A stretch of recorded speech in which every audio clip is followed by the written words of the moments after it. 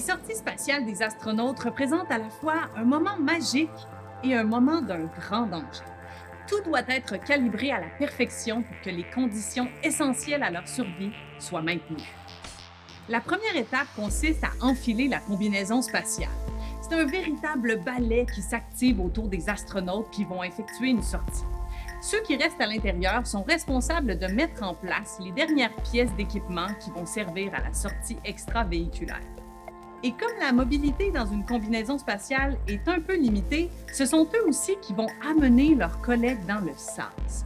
Tout doit être parfaitement en place à ce moment critique, parce que l'air de la pièce sera ensuite brusquement évacué.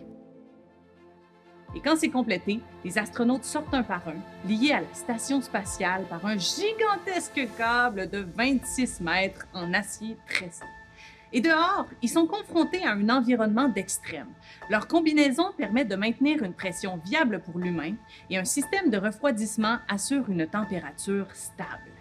Parce que dans l'espace, la température peut varier de presque 300 degrés Celsius en quelques secondes. À l'ombre, il peut faire moins 150 degrés et en plein soleil, il peut faire 120 degrés. Pendant la sortie, les astronautes effectuent généralement des travaux de réparation ou d'installation. Ce sont des manœuvres très précises qui ont été pratiquées très longtemps sur Terre dans une gigantesque piscine. Et comme tout flotte dans l'espace et pourrait s'éloigner assez rapidement, tous les outils sont attachés à la combinaison. Les sorties spatiales s'échelonnent sur plusieurs heures et chaque mouvement est critique. Pour encore plus de sécurité, les astronautes sont toujours attachés en binôme. Et si par malheur, le câble cassait, leur combinaison cache un propulseur d'urgence. Ils seraient alors en mesure de revenir à la station.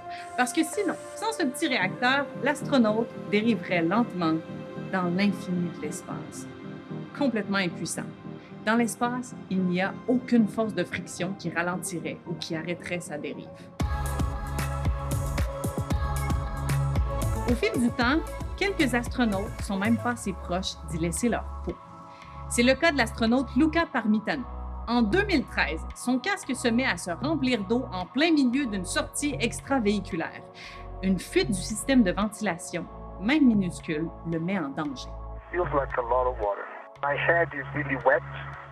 En apesanteur, les liquides ne s'écoulent pas. Ils se ramassent en grosses bulles.